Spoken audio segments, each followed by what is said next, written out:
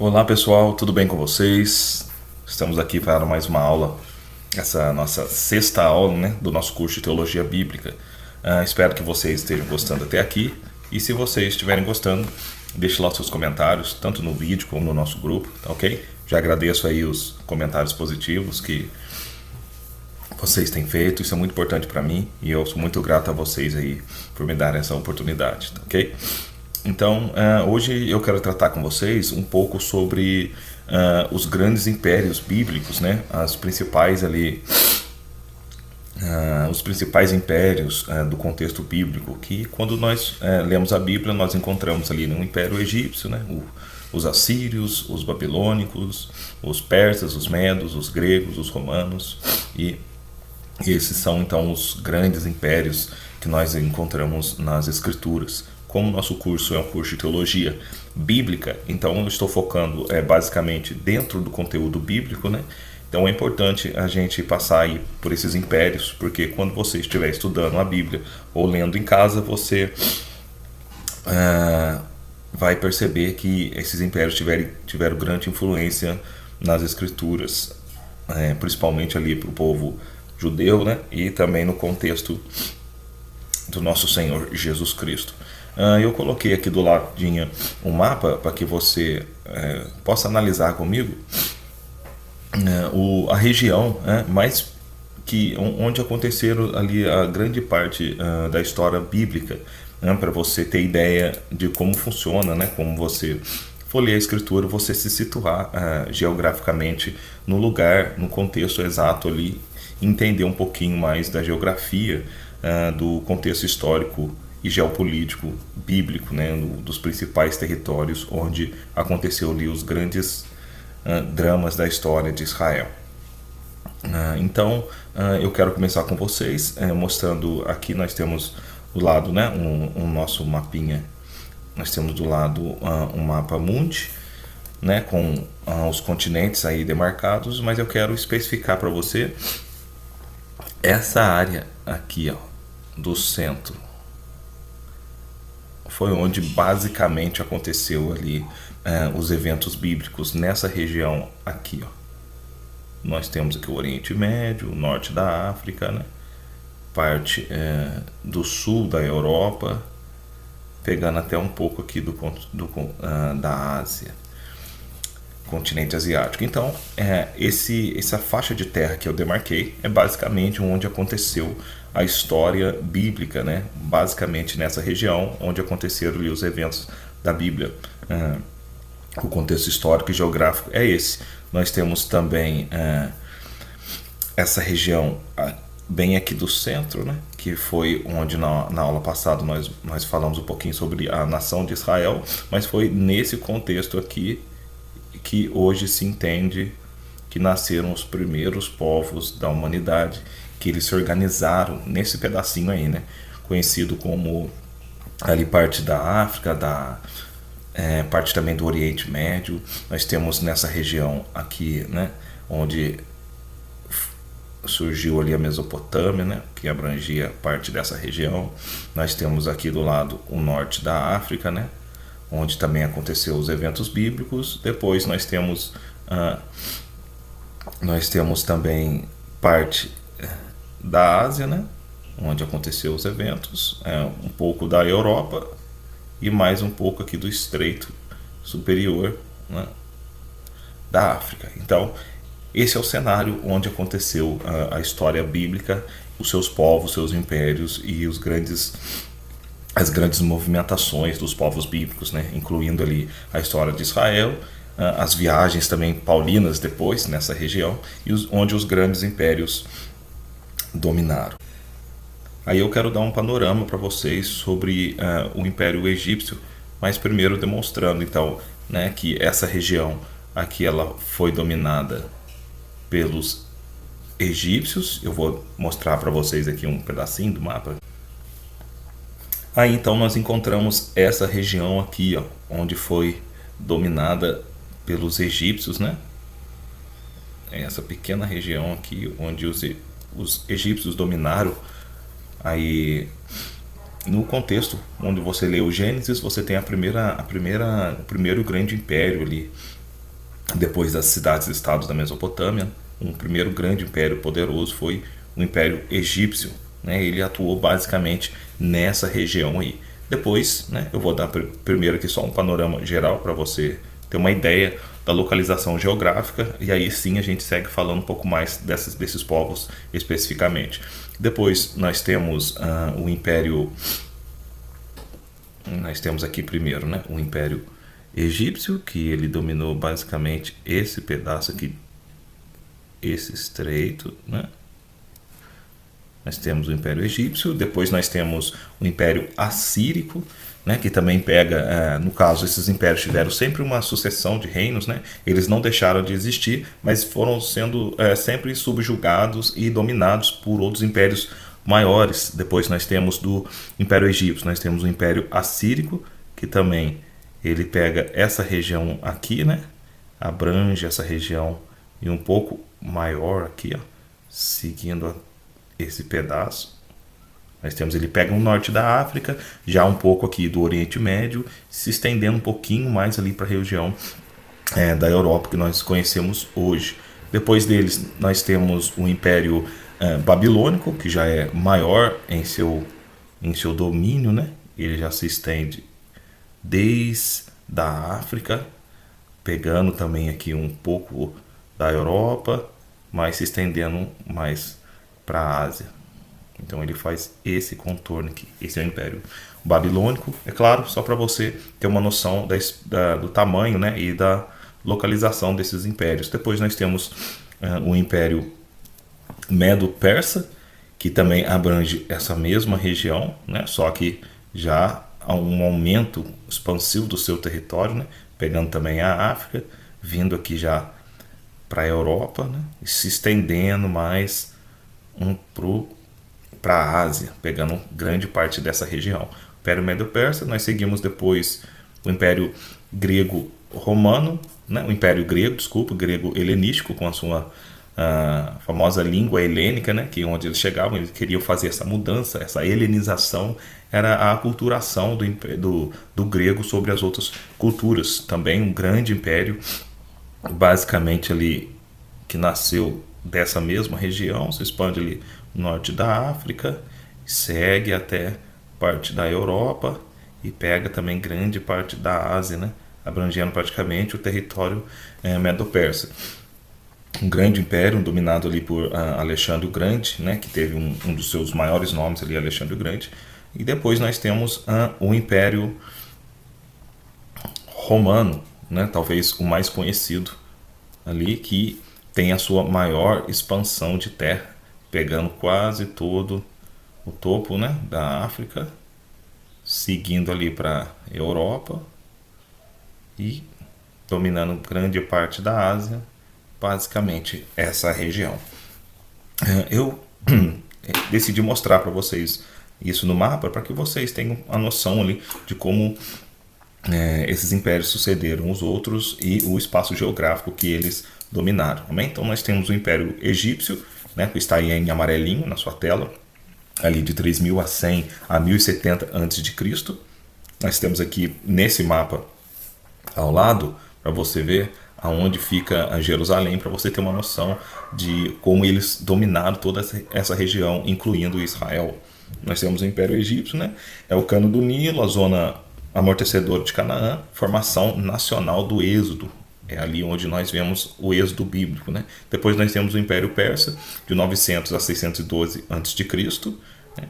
O império conhecido como Império Assírio, desculpa, né? Nós temos o Império Assírio, 900 a 612 a.C., distribuição do Reino do Norte, de Israel, 722, e era o terror e deportação cruzada. Era um império muito violento, que amava a guerra e tinha como um dos seus deuses, né, os deuses da guerra. Nós vamos ver isso daqui a pouco.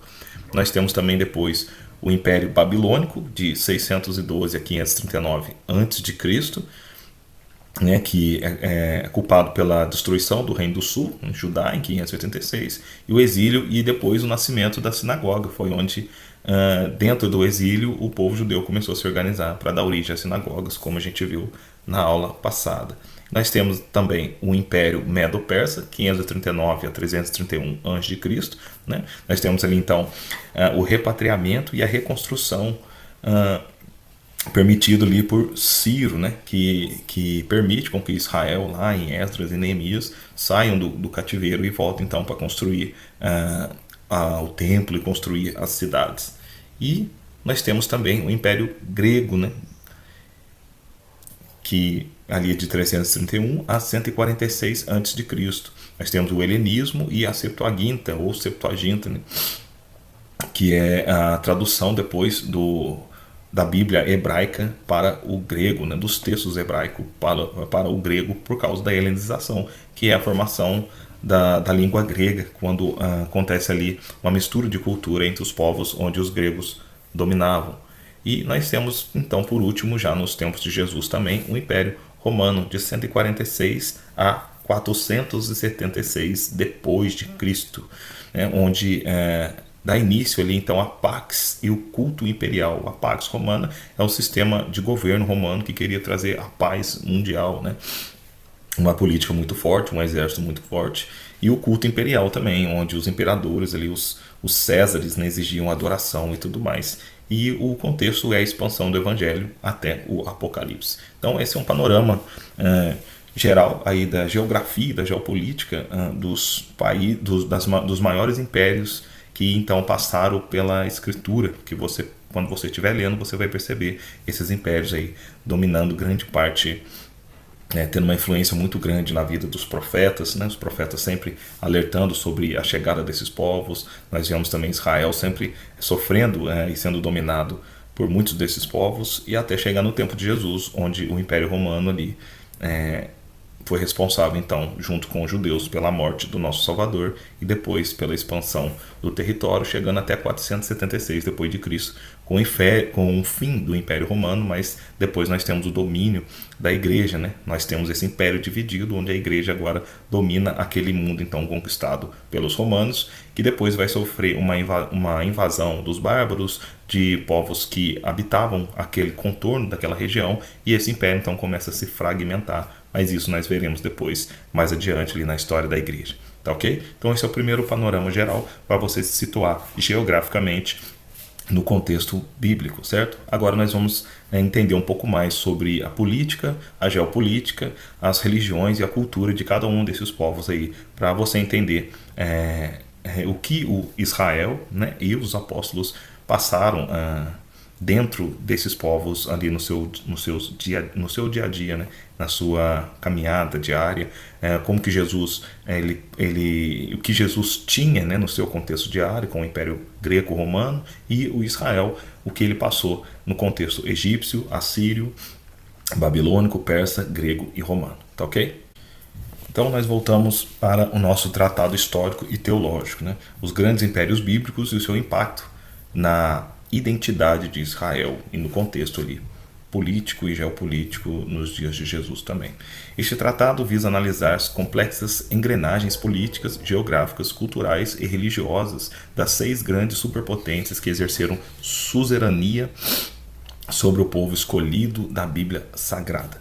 Longe de ser um mero pano de fundo, a ascensão e queda desses impérios, desde o livro de Gênesis até o Apocalipse, serviram como instrumentos de refinamento teológico, compilação literária e infraestrutura logística para o desdobramento do plano da redenção. Então, nessa introdução, nós vemos que esses impérios, não só que existiram no mundo, também serviram como um desdobramento do plano divino. Ou seja, apesar da história bíblica focar no povo de Israel e no cumprimento, né, das profecias, a história não se limita, a história da revelação divina não se limita ao povo de Israel. Também ela abrange um contexto maior ali, alcançando todos esses impérios que são fundamentais para que o plano divino aconteça no decorrer da história, inclusive nos nossos dias atuais. Isso nós veremos depois, quando nós estudarmos especificamente escatologia, né, ou particularmente o livro do Apocalipse, as profecias do Antigo Testamento. Nós veremos então um pouco mais sobre esses impérios e as suas influências no mundo, né, através também do sistema maligno e nós vamos percorrer a história analisando como esses impérios também fazem parte de uma grande profecia, de um grande espírito chamado espírito de confusão, ou espírito de Babel, que vai crescendo e vai permeando cada uma dessas nações também até chegar no Apocalipse, na grande Babilônia, certo? Mas isso é para outra aula. Por enquanto nós vamos focar nesses povos para você se situar no contexto bíblico. Então nós temos primeiro o Império Egípcio, né? Que é o caminho da formação nacional, ou seja, é a partir do Império Egípcio que Israel depois, no Êxodo, ele vai começar a caminhar para ter a sua formação nacional. É de onde a Bíblia depois, no Antigo Testamento, começa a mostrar então o agir de Deus de forma mais poderosa, mais sobrenatural, intervindo no mundo, né? O Egito ele floresceu ao longo do Vale Fértil do Rio Nilo, isolado por vastos desertos a leste e oeste. Essa barreira geográfica natural proporcionou uma estabilidade dinástica milenar quase única na antiguidade. Geopoliticamente, o Império Egípcio via a região de Canaã, no Levante, como a sua zona de amortecimento estratégico essencial contra as potências da Mesopotâmia, além de controlar a valiosa rota comercial internacional, conhecida como Vila Maris, ou o Caminho do Mar. Então o Egito ele teve essa grande influência nesse começo da história, né, por controlar essa região e ter uma posição geográfica específica que dava a ele ali uma proteção, uma vantagem sobre os seus inimigos. Nós temos também a cultura egípcia, né? Cultura e religião egípcia, no caso ali do contexto de Moisés, né? Depois de José, antes de José, os seus irmãos, Jacó, desde Abraão, Isaac e Jacó, que o Egito já dominava grande parte daquele mundo antigo. Nós temos então a grande influência da cultura e da religião egípcia já naquele começo da história. Nós temos então a cosmovisão egípcia, estruturava-se no princípio da Ma'at, que é o conceito de verdade, justiça, equilíbrio e ordem cósmica universal. O faraó era venerado como a encarnação viva de Horus e, após a morte de Osíris, centralizado na forma absoluta os poderes políticos e espiritual. A religião era um politeísmo panteísta intimamente associado aos ciclos da natureza. O rio Nilo era personificado pelo deus Hapi e o sol por Ra. Paralelamente, a cultura demonstrava uma profunda obsessão pela preservação corpórea, no caso a mumificação, aí, que todos eu acho já conhecem, né? E pela jornada rumo à imortalidade na vida após a morte. Então você já vê uma influência também dessas culturas sobre o povo judeu. Muito das ideias de culto, da espiritualidade da nação judaica também passou por esses povos, porque você pode ver que Israel ele esteve sempre a domínio desses povos. Foi de onde Israel tira o seu conhecimento, mas também sofre grande influência na sua cultura e na sua religião. E nós vemos Deus sempre lutando para que aquele povo se mantivesse puro, né, se mantivesse resguardado desses povos, das culturas que podia ali então contaminar o que Deus estava querendo fazer na vida de Israel. Nós temos então esse contexto cultural e religioso do Egito, né, que tinha também vários deuses, o deus Ra como deus do sol, a Ma'at era a ideia de justiça que tinha que imperar no Egito, né, que tinha que reger toda a sociedade egípcia. Também pregava muito pela verdade, pela justiça, o equilíbrio da ordem cósmica. Era uma ideia de que tudo devia estar em perfeito equilíbrio, né? E eles tinham como a veneração o deus Horus, que após de morrer também começa a se manifestar na figura do faraó. Então, para eles, faraó é uma divindade, é o deus Horus se manifestando ali com eles através da encarnação do faraó. Então, a cada faraó que morria, o deus Horus se manifestava no sucessor, na linhagem sanguínea desse grande governador que era o faraó desse grande império egípcio. A influência sobre Israel e o impacto bíblico. O Egito funcionou como uma incubadora biológica e sociológica de Israel. Uma família patriarcal de 70 indivíduos migrou para a região do Delta e dela emergiu, séculos depois, como uma massa nacional numerosa. A dura opressão e a escravização impostas pelas dinastias do novo império quebraram qualquer ímpeto de assimilação cultural plena, forçando os hebreus a preservarem sua herança e clamarem pela intervenção de Deus. Qual que é o grande favor que o Egito fez para Israel? Então nós temos o lado triste, que é a escravidão do povo de Israel, mas também nós temos o Egito servindo como uma incubadora.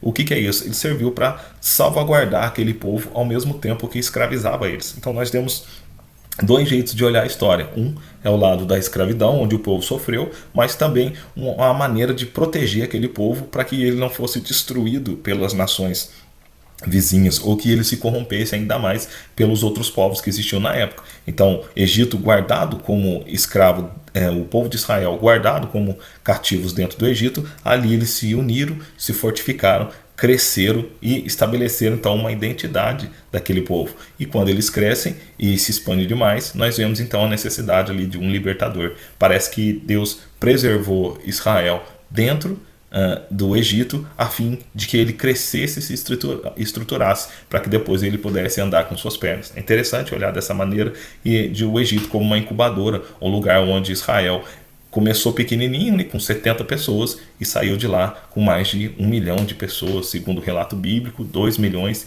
mas nós não temos como precisar esses números, mas saiu de lá com um grande povo, né, com milhares de pessoas, com certeza. Depois, se você quiser analisar, nós temos as passagens bíblicas ali de Gênesis de 37 a 50, né, a narrativa de José e a fixação lá em Gósen. Nós temos Êxodo 1 a 15, que é a opressão e as regras do evento do Êxodo. Depois nós temos 1 Reis 11:40, que o faraó Sisaque obrigando dissidentes políticos como Jeroboão. É só abrigando, né, no caso, dissidentes políticos como Jeroboão, só para você ter uma noção ali do contexto egípcio e a influência dele sobre a nação de Israel.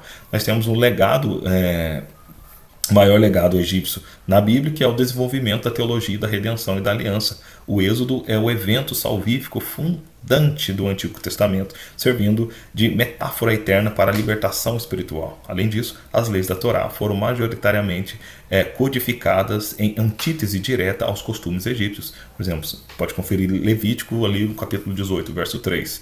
As 10 pragas não foram meros cataclismas, mas julgamentos forenses direcionados a desmistificar deuses específicos. Por exemplo, a transformação do Nilo em sangue desqualificou o poder de Rap, ou do deus Rap. Então era uma vitória do deus da Bíblia sobre os pseudodeuses, né, do panteão egípcio.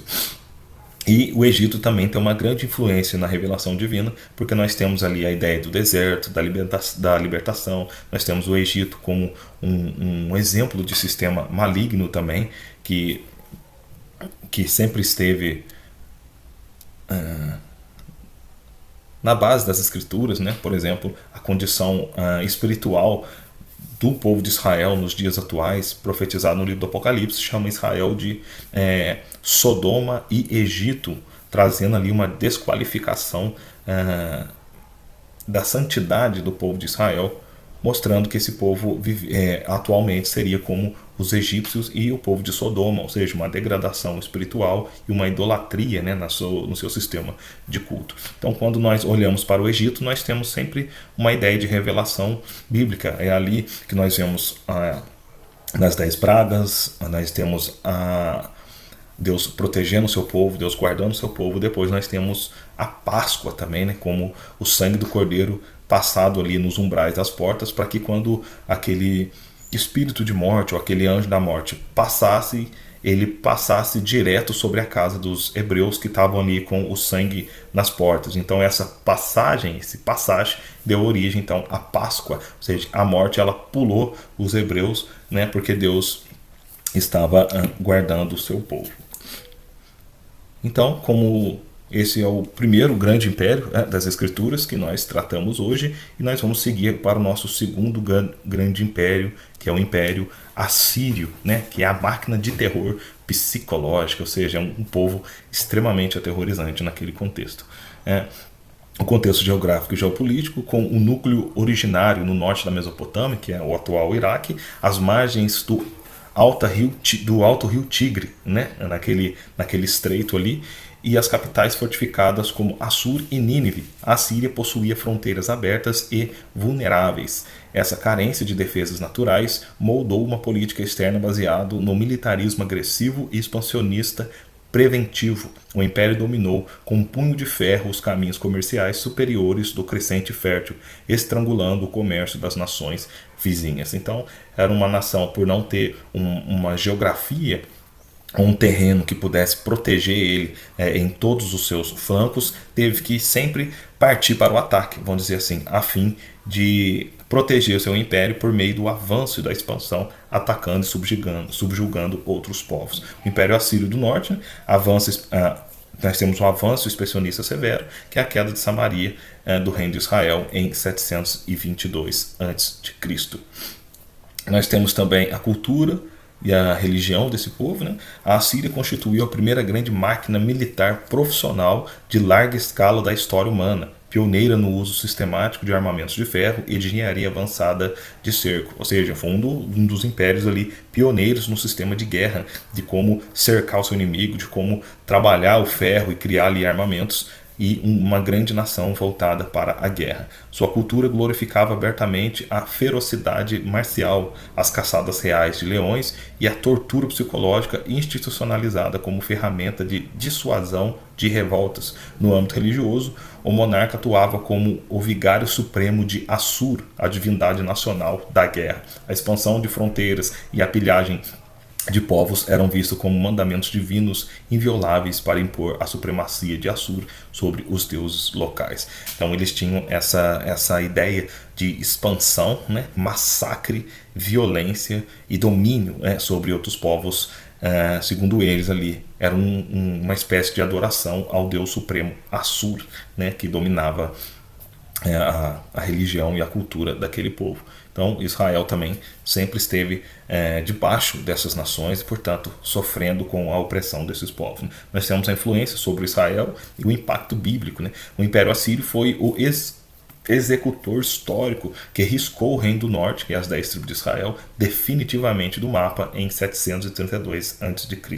Os assírios aplicavam a sofisticada política de deportação em massa cruzada,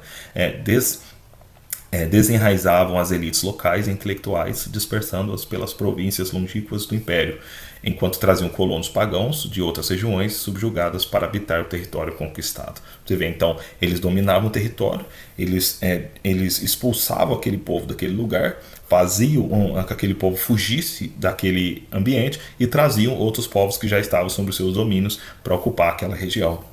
Então eles praticamente dizimaram, né, afastaram de vez as 10 tribos de Israel, ou o Reino do Norte, da aula passada que a gente viu. Eles tiveram uma política de avanço, né, e de expansão, onde ali acabaram por dar fim a essas tribos do norte, ou as 10 tribos ali de Israel, por meio desse processo de expansão severa e como amantes da guerra, né? Dominando, subjugando e expulsando o povo daquela região. Nós temos as passagens bíblicas de 2 Reis 17, que é a queda e cativeiro de Samaria, no caso no Reino do Norte, né? Nós temos 2 Reis 18 a 19, que é a invasão de Senaqueribe e o cerco milagroso de Jerusalém. Nós temos os livros dos profetas Jonas e Naum, né? O chamado ao arrependimento e a posterior sentença da destruição sobre Nínive. Tudo isso envolvendo o Império Assírico. O maior legado da Bíblia, que nós podemos ver, é o surgimento da população dos samaritanos, fruto do sincretismo étnico e religioso entre os israelitas, remanescentes de baixa renda, e os colonos estrangeiros inseridos pela Síria. No cenário teológico dos profetas, como Isaías e Oséias, a Síria foi apresentada de forma revolucionária como a vara da ira de Yahvé, demonstrando aos hebreus que o Deus de Israel governava soberanamente e a geopolítica global, utilizando exércitos pagãos para punir a infidelidade do seu próprio povo. Então esse império foi ali grandemente usado, né, pelos profetas para poder alertar Israel sobre o pecado do povo, chamando eles ao arrependimento. Senão Deus usaria esse império como a vara do Senhor, uma maneira de castigar Israel severamente. E quando você lê a Bíblia, você já vai ter essa noção de toda vez que aparece o Império Assírio como a vara do Senhor, uma nação que viria para castigar esse povo. Você vai ver isso grandemente no Antigo Testamento. Basicamente se referia a essa nação que era violenta e severa. já era uma nação conhecida naquela região, portanto, a esperança dos profetas era que o povo, conhecendo aquela nação, se arrependesse, senão Deus usaria aquele povo para poder castigar Israel e de alguma forma fazer com que Israel se arrependesse. Então nós vemos isso acontecendo o tempo todo na história de Israel, esse processo de domínio, ser dominado pelas outras nações como forma de um trabalho divino para que Israel se arrependesse, ao mesmo tempo que Israel também aprendesse e Israel tivesse o contato com esses outros povos a fim de alguma maneira também ser protegido e salvaguardado a linhagem messiânica dentro desse povo. Que Israel, infelizmente, se mantivesse sozinho, Israel se mantivesse fora do domínio de outras nações, de alguma maneira também ele deixaria de existir, porque era um povo que não conseguia se manter unido em si mesmo, mas vivia sempre numa forma quebrada, né? Uma forma ali toda esfacelada dentro de si. Por isso, nós vemos que essas nações, quando subjugavam Israel, mesmo que eles ficavam escravizados, também serviam ali de uma forma de manter aquele povo guardado dentro de um ambiente para que a linhagem messiânica fosse preservado. Nós temos depois, né, do Império Assírio, agora nós temos o Império Babilônico, talvez um dos mais representativos da escritura sagrada, o Império Babilônico, né? O choque do exílio e a mutação cultural. Aqui Israel, ele sofre uma grande mutação por uma grande influência cultural do Império Babilônico. O contexto geográfico e geopolítico é situado nas planícies aluviais do sul da Mesopotâmia, edificado majestosamente às margens do rio Eufrates, sobre a égide da dinastia caldeia neobabilônica, liderada proeminentemente por Nabucodonosor II. A Babilônia desarticulou o poder imperial assírico e derrotou as forças egípcias na célebre batalha de Carquemes, ali em 605 a.C., assumindo a hegemonia absoluta sobre o comércio que ligava o Golfo Pérsico ao Mar Mediterrâneo. Então, agora nós temos esse grande império babilônico, né, que dominou toda a região, agora subjugando o Império Assírico, um império muito influente no contexto bíblico, tanto fisicamente como espiritualmente, né? Nós temos nós temos a sua origem ali espiritual em Babel, de onde vem o nome confusão. Depois nós temos Babilônia, depois nós temos lá no Apocalipse a grande Babilônia, mostrando que existem princípios escatológicos e de revelação divina dentro dessa nação, do qual nós devemos nos atentar e estudar. Nós temos então a cultura e a religião, né? Diferente do caráter predominantemente militar assírico, a Babilônia era um centro cosmopolita de altíssima erudição literária, avanços matemáticos, arquitetura monumental, notabilizado pelos jardins suspensos e imersos do zigurates, né? E observações astronômicas sistemáticas. Então nós vemos que é um povo que adorava, né, o conhecimento, a matemática, formar ali os belos palácios, os belos jardins. Nós vemos isso também no livro de Daniel, você pode dar uma lida depois lá. Como que eles tinham ali os seus sábios, os seus adivinhos. Nós temos pessoas que liam os céus. Era um povo amante dessas áreas do saber, né, e dessas divisões aí do conhecimento. O panteão era governado por Marduk, ou seja, do deus supremo babilônico, cujo culto centralizava o poder político na capital. A elite babilônica praticamente praticava a aculturação seletiva das lideranças jovens dos povos dominados, absorvendo-as em sua burocracia estatal por meio de uma educação rigorosa na escrita, cuneiforme e ciências caldeias. Então, o que é isso? Nós vemos lá que uma grande política do Império Babilônico era pegar ali os jovens de outras nações, né, os jovens mais belos, mais saudáveis, mais inteligentes de outras nações, para poder trazer eles para o seu império na tentativa de aculturação, fazer com que eles assimilassem então a cultura babilônica e pudessem então fazer parte ali da vida real, né, do sistema babilônico, da vida política, religiosa e de todo aquele sistema de governança desse império. Nós vemos isso lá no livro de Daniel, quando ele pega ali Daniel, Mesaque, Daniel, Ananias, Isael e Azarias, né, como aqueles jovens que são trazidos ali como escravos também, mas para viver a serviço do imperador, né, serviço do grande rei lá no palácio. Então eles tinham essa cultura de subjugar as outras nações e pegando ali os jovens com uma inteligência, uma beleza física e uma propensão maior para o conhecimento, a fim de fazer com que eles auxiliassem ali no sistema político e religioso do Império Babilônico. Nós temos a influência também sobre Israel e o impacto bíblico, né? A Babilônia sitiou e destruiu completamente a cidade de Jerusalém, incendiando o primeiro templo, ou no caso o Templo de Salomão, em 586 a.C. Toda a linhagem real, sacerdotal e artesã da Judéia foi deportada para o coração da Mesopotâmia. Este evento produziu uma crise teológica profunda. Parecia sinalizar que a promessa dinástica a Davi havia fracassado e que Marduk superara então Yahvé em poder cósmico. Então trouxe uma grande depressão ao povo de Israel, que Israel perdeu o templo, perdeu a nação, perdeu o seu território e perdeu também parecia ter perdido a batalha entre Deus e Yahvé contra Marduk, vivendo então um período de muita tristeza e opressão espiritual. Nós temos as passagens bíblicas de 2 Reis, né, de 24 a 25, as ondas de deportação e o colapso de Judá. Nós temos o livro de Jeremias e Lamentações, que é as advertências sobre o cativeiro de 70 anos e a dor da queda. O livro de Daniel, capítulo 1 a 6, ilustrando a fidelidade na corte caldeia, caso dos jovens ali, né? E o Salmo 137, junto aos rios da Babilônia, mais um contexto geral desse império citado na Bíblia, né? Que teve grande influência. Nós temos como maior legado da Bíblia o nascimento do judaísmo contemporâneo como uma fé baseada na palavra escrita. Olha que interessante, né? Privados do templo e dos sacrifícios rituais, os exilados instituíram as sinagogas como centros comunitários locais de oração e instrução.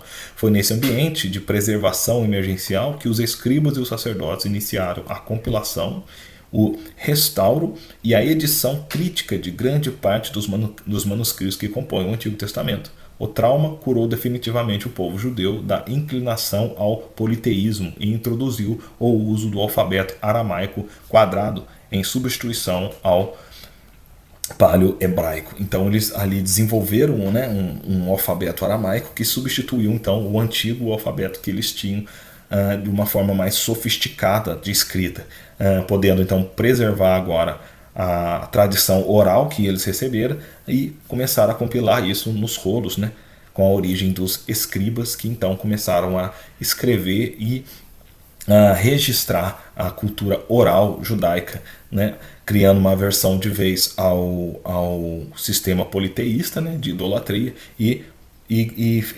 inaugurando então um centro de pensamento em volta do Deus de Israel.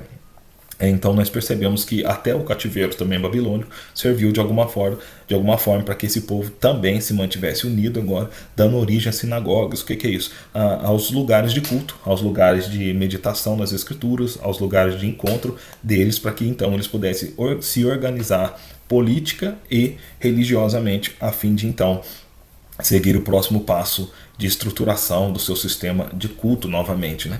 Então nós temos, depois do Império Babilônico, agora nós temos o Império Medo-Persa. Lembrando que eu estou dando só um panorama geral, né? Isso faz parte da história, do estudo histórico da teologia, mas eu resolvi tirar uma parte desse estudo histórico e colocar na teologia bíblica para você se situar, entender um pouco mais do contexto político dessas nações quando você estiver então lendo ali as escrituras. Amém? Então nós temos aqui o quarto império, o Império Medo-Persa, que era a era da restauração e tolerância. O que é isso, Johnny? É uma restauração e a tolerância divina. Um respiro que Israel tem agora no Império Medo-Persa. Nós temos o contexto geográfico e geopolítico, né? Originário no Planalto Montanhoso Iraniano, o Império Aquemênida expandiu-se em dimensões geográficas jamais testemunhadas até então, estendendo seus domínios da Trácia e Egito até os limites da Índia. Geopoliticamente, o império estruturou-se sob o modelo descentralizado de províncias autônomas chamados de satrápias ou satrapias, né? Acho que é satrápias, governadas por sátrapas locais, porém fortemente fiscalizados pela coroa e integrados pela sofisticada Estrada Real, um sistema pioneiro de correio postal, expresso e tráfego militar. Então, olha que interessante, né? Foram um sistema pioneiro ali de correio postal e tráfego militar. Eles criaram um caminho por onde eles pudessem ter a sua espécie de correio, né? O tráfego de cartas e de recados, né? Que como esse governo ele era separado em províncias, né? Então tinha que haver comunicação entre essas províncias que estavam debaixo de um governo único, né? Um sistema único. Então tiveram esse sistema aí de correio e de tráfico militar através dessas estradas que foram criadas, né? E para facilitar então esse tráfico e esse processo de comunicação. Nós temos também a cultura e a religião. No caso, era em deliberado contraste com os seus predecessores, os persas implementaram uma inovadora política de tolerância cultural, administrativa e religiosa. Em vez de aniquilar os cultos locais, funcionavam a restauração de santuários, em vez de aniquilar os cultos locais, financiavam a restauração de santuários regionais e delegavam autonomia jurídica interna aos povos vassalos, exigindo, em contrapartida, a estrita submissão fiscal e lealdade militar. Então, diferente dos outros povos, esse império medo-persa já dava uma liberdade maior aos povos dominados. Então tinha ali uma certa liberdade de culto, uma certa liberdade do seu sistema religioso, né, e cultural, uma tolerância política um pouquinho maior. Eles dominavam, mas ao mesmo tempo deixavam esse povo viver de uma forma mais livre, exigindo apenas então a submissão fiscal e lealdade militar. Em caso de guerra, né, esse povo teria que se unir então ao império para poder ajudar ele. E caso de não guerra, esse povo vivia ali e gozava de uma certa liberdade. Religiosamente, a elite persa era guiada pelo zoroastrismo, uma fé predominantemente dualista que concebia o universo como um campo de batalha ético e cósmico entre a luz, o bem, ou seja, Ahura Mazda, e as trevas, o mal, ou Angra Mainyu. Essa era a ideia de religião, né, e de ordem cósmica do Império Persa. De onde nós vemos no zoroastrismo, que tem ali uma espécie de apocalipse também, ou do fim do mundo, muito parecido com o apocalipse bíblico. Nós vemos até também uma influência nisso na nação de Israel. Foi a partir desse momento, né, do Império Medo-Persa, do Império Babilônico, que começa ali então a ideia de anjos, de demônios, de Satanás, de um poder do mal, um poder do bem, que até então, antes disso, não era muito relatado nas escrituras. Mas depois desse processo de mistura, né, onde Israel é escravizado por essas nações, Israel então agora começa a desenvolver esse pensamento mais sofisticado a respeito do bem e do mal, a partir desse período que ele viveu sob o domínio desses povos. Nós temos então a influência sobre Israel e o impacto bíblico, né? Com a conquista da Babilônia por Ciro o Grande em 539 a.C., o monarca emitiu um édito real que autorizou os judeus a retornarem a Jerusalém e financiou a reconstrução do templo. Nós vemos isso na aula passada, lá em Esdras e Neemias, né? Sobre a suzerania persa, a Judéia funcionou como uma província teocrática limitada, denominada por Yehud, né, onde a liderança civil e espiritual foi paulatinamente transferida para a linhagem dos escribas e sacerdotes. Então, agora nós vemos também uma mudança política já dentro de Israel, onde os sacerdotes e os escribas começam então a dominar mais a política daquele povo, daquela nação. Então, a partir dessa influência medo e persa. Nós temos as passagens bíblicas, que você pode ler depois lá no livro de Esdras e Neemias, né? O relato das 3 ondas de retorno e a reedificação dos muros e do templo. Nós temos o livro de Esther, que é a dinâmica política de sobrevivência da diáspora judaica nas cortes de Susã. Nós temos Isaías 45:1, onde Ciro é explicitamente designado por Deus como o meu ungido ou o Messias político. Nós temos até uma referência de Ciro, que era o grande imperador medo, né? O persa, que quando atua na libertação de Israel, prefigura também o Cristo, né, que libertaria Israel dos seus pecados. Então nós vemos também Deus já usando ali e ensinando um pouco mais da sua revelação através desses povos antigos também.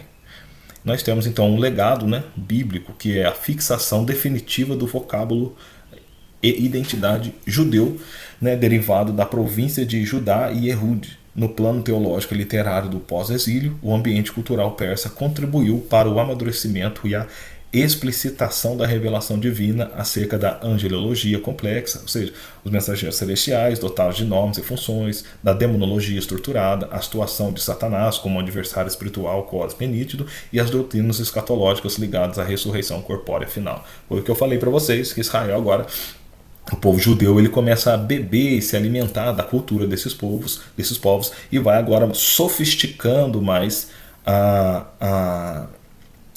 o conteúdo oral que eles haviam recebido dos seus pais e começando a incrementar então um pouco dessa cultura dessas outras nações. Mas sem razão que quando nós chegamos no Novo Testamento, Jesus agora condena, né, a tradição judaica em cima das Escrituras também por ter sofrido essa mutação e essa meio que contaminação desses povos, onde eles não conheceram o Messias porque tiveram ali uma corrupção da sua tradição oral, né, e também escrita por influência desses povos. Então nós vemos Jesus vindo para santificar o nome do Pai, limpando o Deus eterno de comparações teológicas ou de pensamentos e escritos que foram desenvolvidos a partir dessas outras religiões que subjugaram Israel. E agora nós entramos então nesse quinto império, né? O Império Grego, o famoso Império Grego helenístico, né? Um dos seus grandes personagens ali, Alexandre o Grande, um dos grandes responsáveis pela dominação grega e pelo avanço do Império Helenístico no mundo antigo. Então nós temos o Império Grego helenístico, né? O combate ideológico e a unificação da linguagem era a ideia expansionista do Império Grego. Nascido na Mesopotâmia e unificado nas cidades-estados da Grécia, o Império expandiu-se de modo fulminante sob o comando militar de Alexandre o Grande, que pulverizou a resistência persa em menos de uma década. Então você vê que Alexandre o Grande ele era famoso ali por suas estratégias de combate, por a sua maneira de guerrear, né? E isso lhe deu uma grande vantagem contra os seus inimigos, né? Que fez com que o Império Grego também se expandisse de forma muito rápida. Com a morte prematura de Alexandre, o Império foi fragmentado entre seus generais rivais, né? Os diáconos, no caso ali os seus 4 grandes generais que tomaram posse então do seu reino dividido. A faixa territorial de Israel ficou geometricamente imprensada e disputada no epicentro da violenta rivalidade geopolítica entre as dinastias dos Ptolomeus, né, sediados no Egito, e dos Seleucidas, sediados na Síria. Então, o império foi dividido entre esses grandes grupos aí, e Jerusalém ficou bem no meio desse grande entrave, né, sofrendo mais uma vez na mão aí desses grandes impérios do mundo. A cultura e a religião, nós vemos agora, a força avassaladora desse império residia no helenismo, né, que é o projeto deliberado de universalização da cultura, filosofia, que é o platonismo, e o estoicismo, que tem ali, que fundamentam a filosofia grega, que onde os gregos chegavam, eles queriam fazer esse processo de helenização. Então, querendo ou não, várias culturas sofreram com a helenização grega, e nós até hoje somos afetados por coisas boas também, mas por coisas negativas, né, desse helenismo, que o nosso mundo atual hoje ele é um mundo greco-romano, ou, né, com uma cultura também judaica, greco e romano. Mas pelo menos o ocidente da Terra tem muita influência desses grandes impérios, né? As artes, os esportes, né, centralizados no ginásio, e do pensamento racional grego, a maneira de pensar de forma racional, de onde vem a ideia do logos, né, que é a razão suprema, no qual influenciou também parte do evangelho, inclusive a língua grega, né, foi quando foi escrito os evangelhos, e a ideia de logos ali em João parte dessa ideia grega, né, de razão, onde João fala que no princípio era a palavrinha grega lá é logos, ou seja, no princípio era a razão fundamental, era a própria consciência, era Deus. Então a cultura grega também contribuiu com uma riqueza de vocabulário muito grande para ajudar na compreensão do significado das palavras. O panteão olímpico tradicional era promovido, mas com forte teor de sincretismo religioso, fundindo divindades orientais com figuras helênicas, no caso, como a fusão de Zeus com Baal Shamim. Então houve ali uma mistura muito grande, né, dos panteões gregos e de outras culturas que eles iam assimilando. É sempre assim, sempre quando uma cultura maior ganha a proeminência entre as outras, tem uma assimilação dessa cultura maior, como das culturas menores também vão sendo ali, sofrendo essa mistura de crenças, mistura de culturas. Então vai havendo essa hibridização, né? Essa mudança nos aspectos culturais de uma nação e outra. Nós temos a influência também sobre Israel, né, e o impacto bíblico. Este império compreende o período crítico do silêncio profético, é aquele período ali entre o Antigo e o Novo Testamento, né? Ou período intertestamentário. O assédio cultural grego cindiu a sociedade judaica ao meio. A aristocracia sacerdotal e política tendeu a abraçar os costumes helênicos para salvaguardar privilégios materiais, originando o partido dos saduceus. Nós temos a origem dos saduceus, que nós conhecemos bem no dia a dia de Jesus, né? Que tende ali a um lado mais político da coisa. E em severa oposição a essa contaminação identitária, estruturou-se o movimento purista dos separados, que significa os fariseus, obstinados na guarda rigorosa da Torá. Então, esses dois grandes partidos, talvez os principais ali dos tempos de Jesus, surgem nesse período, né, de intertestamentário. Você vê que é um período onde Israel ele já tinha estruturado os seus rolos sagrados, os seus escritos, né, ali na Babilônia, com o Império Persa. Eles vão sofisticando essa estrutura, né, através lá das sinagogas que eles haviam criados, e agora com o Império Grego eles começam a criar partidos dentro desse sistema e vão se organizando politicamente em algumas formas de governo, vamos supor assim, alguns partidos políticos e religiosos, né? E grandes deles, e um dos mais famosos deles, no caso, são os saduceus e os fariseus. Então nós temos também algumas coisas que aconteceram dentro desse período, né, que é a opressão seleucida de Antíoco Epifânio. Você pode ler depois, o livro de Daniel fala um pouco sobre isso. Nós temos a profanação do altar, que foi onde Antíoco Epifânio teria ali contaminado o altar, né, do templo, sacrificando uma porca no lugar e colocado uma imagem de Zeus. Então nós temos a revolta dos Macabeus, que nós vimos na aula passada. É nesse período aí onde eles conseguem se levantar, se organizar, então ter uma certa liberdade novamente ali, liderados por Judas Macabeus, né? Nós temos então a independência temporária, né? Um pouco de independência de Israel nesse período aí do fim do Império Grego e a chegada do Império Romano, que nós veremos adiante. Então nós temos aqui quando o monarca seleucida Antíoco IV, o Epifânio, tentou erradicar o judaísmo por decreto, proibindo a circuncisão e profanando o templo, como eu falei para vocês agora, né, com o sacrifício de uma porca, desencadeou a violenta revolta dos Macabeus, assegurando uma autonomia judaica temporária à dinastia dos Asmoneia, né, a dinastia Asmoneia, que vem dessa dinastia do líder, né, Judas Macabeu, que a partir daí eles dão origem a essa dinastia que vai governar Israel ali por um breve tempo. Nós temos então passagens bíblicas, né, como chaves, que são Daniel de 11 a 8, que é as visões proféticas e cirúrgicas sobre a velocidade de Alexandre o Grande e as intrigas políticas dos reis do norte e do sul. Depois nós temos João 10, 22, Jesus participando da festa da dedicação de Hanukkah, que celebra justamente a purificação do templo após a vitória sobre os gregos seleucidas. Já ali uma memorização dos feitos de Judas Macabeus, né? Nós temos o maior legado na Bíblia, que é a preparação idiomática global para a difusão do Evangelho. Então, a língua grego, né, o grego koiné, foi fundamental para a estruturação para um meio de publicação do Evangelho, né, para que o Evangelho corresse no dia a dia das pessoas, na fala, na conversa, né, do dia a dia, porque era a língua então mais falada daquele contexto, né? Era o nosso inglês que temos hoje.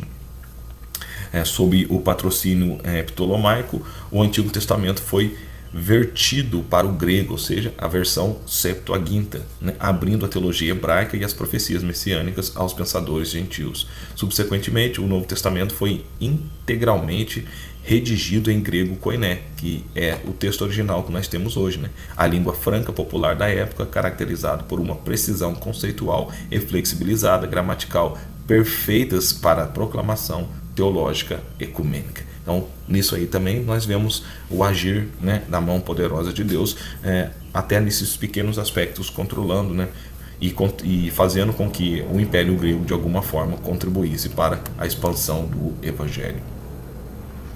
E nós chegamos, então, nesse último grande império, né, dos tempos bíblicos, que é o Império Romano, ali aproximadamente 146 a 476 depois de Cristo, né, com os seus grandes imperadores e a sua Pax Romana e ao culto imperial também aos Césares. Então, nós temos a infraestrutura do cumprimento dos tempos, ou seja, nós temos ali então toda a estruturação agora formada para que o cumprimento de grandes profecias acontecesse. Nós temos o contexto geopolítico e geográfico, que é emergindo da Península Itálica. Roma consolidou o domínio absoluto sobre a totalidade do perímetro do mar Mediterrâneo, rebatizando orgulhosamente de Mare Nostrum, né, o nosso mar. Politicamente, converteu a sua combalida república em um império autocrático centralizado nas mãos do César. Roma impôs a célebre Pax Romana. O que é isso? Um hiato de estabilidade institucional e ausência de guerras civis internas, assegurado pelo policiamento ostensivo e impiedoso das legiões, interconectando 3 continentes mediante uma magistral rede pavimentada de estradas. Então nós tivemos esse controle, né, bem sistemático do Império Romano, com tropas espalhadas nas ruas, fazendo o controle diário de tudo o que nós percebemos então naquele contexto. Por exemplo, nos dias de Jesus, né, soldados romanos pelas ruas, nós vemos o tempo todo centuriões e tudo mais aparecendo ali, já fazia parte dessa intervenção do Império Romano no dia a dia ali, no contexto judaico, né.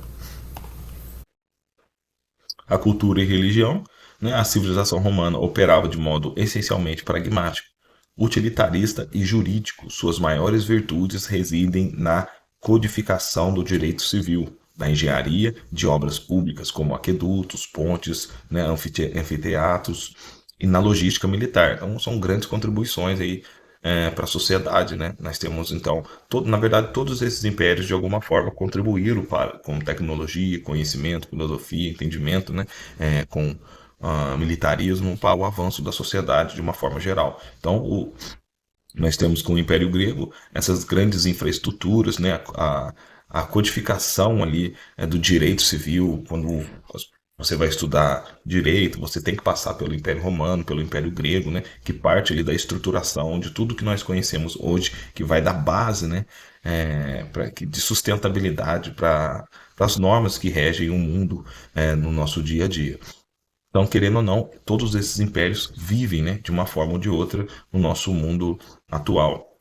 No plano religioso, demonstravam flexibilidade com os deuses dos povos conquistados, desde que os seus súditos do império subscrevessem o culto imperial, oferecendo incenso e jurando fidelidade ao César como Senhor e Deus, ou Dominus et Deus, né? César, então, eles se consideravam deuses, né, divindades, e exigiam a adoração e submissão de outros povos. Nós temos a influência sobre Israel e o impacto bíblico, né? O ministério terrenal, nascimento e morte vicário de Jesus de Nazaré transcorreram integralmente sobre a suzerania do Império Romano. Então, o dia a dia de Jesus e de Israel naquele contexto estava já debaixo sobre o governo do Império Romano.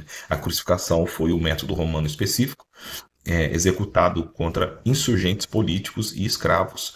Então Jesus morreu como um agitador político, como alguém que politicamente estava contra o Império Romano, né? Ou foi entendido dessa forma.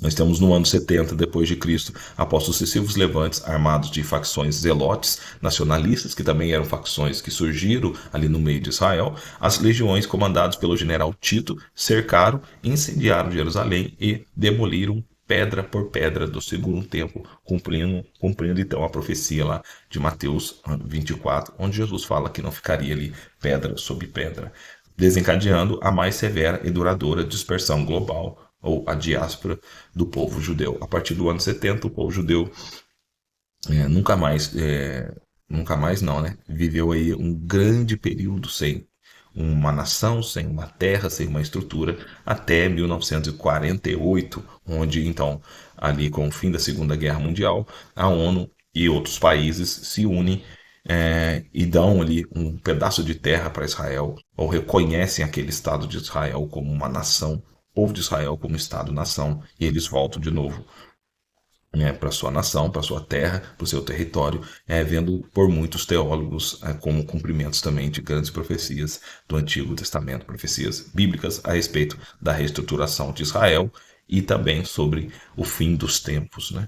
Nós temos passagens bíblicas como chaves, né? Você pode ler Lucas 2:1, que é o decreto de recenseamento de César Augusto, e ali você vai ver a influência do Império Romano. Nós temos os evangelhos, né, o julgamento romano de Cristo perante o governador Pôncio Pilatos. Nós temos o livro de Atos, as viagens missionárias paulinas, amparadas pela malha viária e prerrogativas da cidadania romana. Nós temos também o livro do Apocalipse, onde Roma é criptografada e denunciada sob os símbolos da besta que emerge do mar e da grande Babilônia, ébria com o sangue dos gentios, né? Ali no caso embebedada, né? Ou que vem bebendo o sangue de todos os povos e embriagando também, se embriagando com o sangue de todos os povos da terra. Nós temos então um maior legado na Bíblia do Império Romano, que é o estabelecimento das condições de contorno materiais, políticos, jurídicos, ideais para a rápida disseminação do cristianismo primitivo. Né? A plenitude dos tempos mencionados em Gálatas, no capítulo 4, versículo 4, no caso seria toda essa estrutura formada.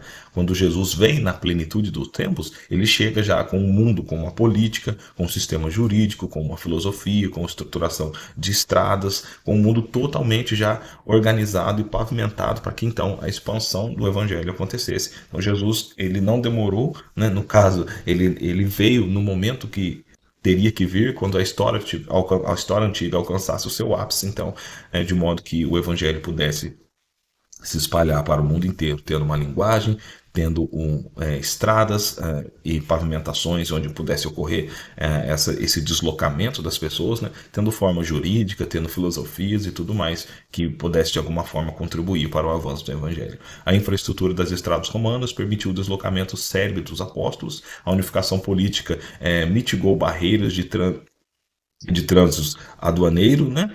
Que a gente vê o jeito que eles caminhavam, andavam, eles trafegavam, se cruzavam, e essas grandes rotas tinham encontros de mercadores que, através desses encontros ali, as conversas deles eram um meio de eles ter a propagação das culturas, das filosofias e tudo mais, a partir desses grandes encontros ali nas estradas de mercadores e tudo mais, onde eles puderam caminhar ali nesse trânsito e partilhar de suas filosofias e suas conversas. Né? As salvaguardas do direito romano blindaram legalmente o apóstolo Paulo em suas prerrogativas de apelação ao Tribunal de César. Se você for ver lá em Atos, você vê Paulo apelando para César, porque ele também tinha nacionalidade romana e tal. Então tudo isso são prerrogativas do direito, né? Do Estado romano, da nação romana, que fizeram até com que Paulo fosse levado lá e de alguma forma também pregasse o evangelho naquele local.